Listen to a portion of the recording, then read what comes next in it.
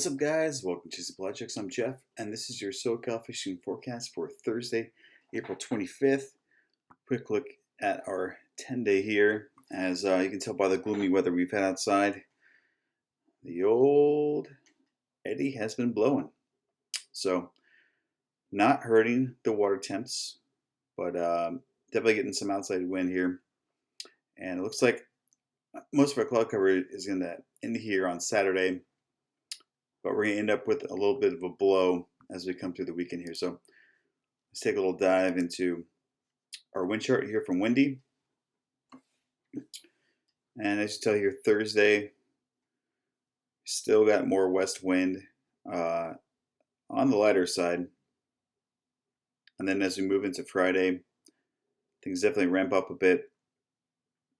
And 24 knots, 26 knots. Now, inland waters, you're going to be protected from some of this stuff, but as we head into the weekend, it really, really picks up. So make sure you check your latest marine forecast. This could get better or significantly more worse as time goes on here, but usually the 24-hour to 48-hour window is significantly more accurate this time of year, as spring and fall are very dynamic when it comes to our weather patterns and are difficult to predict, especially marine conditions. So, but as we head into Monday, back to a little bit of an eddy flow again, and things chill out. So we'll see how that plays out. And looking at our marine forecast here, this is for what you see what I'm referring to. San Mateo Point, Mexican border, 30-60 miles, including San Clemente Island. This is generally covering in front of San Clemente Island. This is not counting behind it. So 60-mile mark, it's about right there. So today, 10 to 15, gust to 20. It was blowing 17 and 21 on the buoy at the time I made this video. Wind waves 2 feet or less, well, 3 feet, 5 seconds. Not a big deal yet, but as we head into Thursday night, 10 to 20, northwest swell, 3 to 6 feet at 5 seconds. That's pretty tight. So not for the faint of heart. And, obviously we have a gale watch in effect. So those will probably turn into a small craft advisory as well. And then, 4 to 7, 8 seconds, 10 to 12 feet at 8 seconds. So again, this is not private boat weather. Most sport boats will be hanging at the dock, depending on where they're fishing. But this kind of hangs around until Monday, still 3 to 6 feet, 8 seconds, so pretty stacked up through Monday. So maybe Tuesday you'll get a better look at some more fishable water, but as night stands, that's where we are. I would love to give you a very nice, pretty chart here on a short-term pattern, but the eddy cloud cover has reduced our visibility here. So the chloro for the 3-day near shore wasn't too bad, at least for near shore. And if you check out the 8-day, you'll notice it's pretty much the same. So not too far off. The temperature chart, however, not accurate at all, nearly worthless. So if you want to have a better idea of what you can do here, 17foot.com, say we referred to you on our website as a good useful source, has the buoys listed here. You can click on each individual one and find out the exact water temp for most of them, as well as the weather and swell, just depending on who's managing the buoy. But another good useful source here. And they also give you the marine forecast for that same area as well, or at the buoy. Just a quick way to poke around, see how things are going. All right, let's talk some fishing. We'll start with Channel Islands. The last couple days, we finally got a little whack at the sea bass. Finally, I know. Hoping we were going to see some in March. It's pretty slow. Poking around early April, pretty slow. Also tight-lipped as well as to be expected. But here we are. Sport boats got a pretty good whack at the ones at Channel Islands. And I'm sure there'll be plenty of private boats to follow as well here. Coming off squid, live squid. If you got it, make it. See if you can. Also, typical Channel Island style. Fluke looking lead head jigs or anything fluke looking that you can cast was also very effective as a squid. You could probably get by with some frozen here as well if you can get the stick on and get away from the boat. That would be an alternative option. There was squid at Santa Rosa from what I've been reading, but not much intel on most of that. Coming down south, not much word coming from Nick, and honestly getting there is probably not going to be worth it. And considering that most of it's protected at the moment, not a whole lot of fishing coming here as far as sea bass or yellowtail, so probably not worth looking at. Santa Barbara Island, rumor of sea bass on the west side in the usual spots. I'm not going to give you spots because you got to earn those. But there has been some here, and they were caught on squid brought from the Channel Islands. So you maybe make your own squid down here at Catalina on the backside.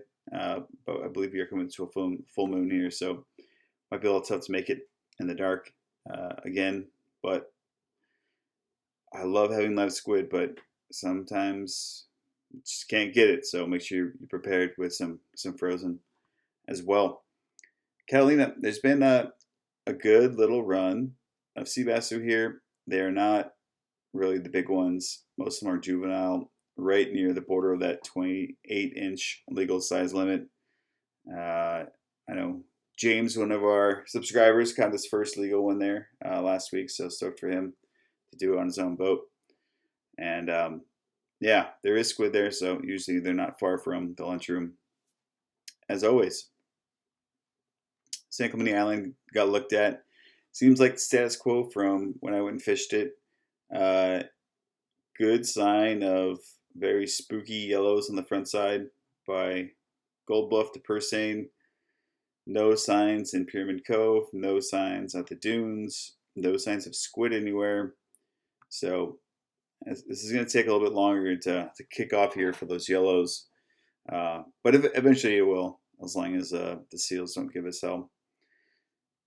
Moving down south, no reports or good intel of predators found at the Coronado Islands. Still a lot of rock fishing going on. No real good sense of yellowtail there. There has been a little bit, again, popping up in La Jolla every once in a while. This is just those, local fish that don't ever leave, that are fat for a reason and are hard to catch. It's because they're smart. So those resident fish will continue to be there, and they'll continue to get picked off one at a time here and there. Best bet's probably going to be on the iron. Casting jigs will be your best bet. Speaking of bluefin, we told you, good chance that they're going to pop up again when the eddy spins up. And they did. In quite a few places, still very, very far away, below the lower 500, down at the bumps down here. They've been seen. There was allegedly a report of some closer to home, but again, none caught. Very finicky. You're just gonna have to give this stuff time. It's not ready. It has not settled in yet. Usually when this stuff bites is when they found a good food source at a good location, some type of underwater element, usually one of the banks, that hang out for a couple of days or a few weeks, depending on how much food is there, and they just go off, and you got a good chance at them. Now we are approaching the full moon here, which I do think is a good little run up. I like right before the full moon, coming into the full moon.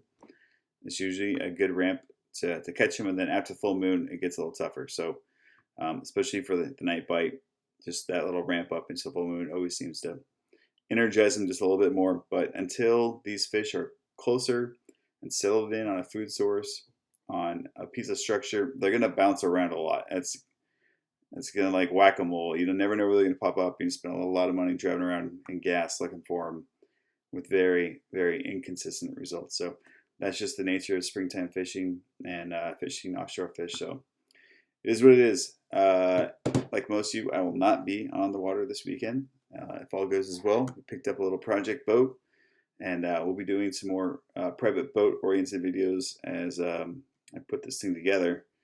But I think it'll be a good platform, so as long as everything checks out. But that's it for this week, guys. Be safe out there. Get your gear ready for when you're really going to need it. Go through all your reels. This is the time before you step out on the boats for a couple of those long trips. And, make sure everything's in good working order. Check your line. Make sure it doesn't need to be replaced. I always put new leaders on. Definitely do that. Make sure your drags work. Make sure nothing's rusted, busted, exploded. Let's get it ready. We're getting ready to kick off here.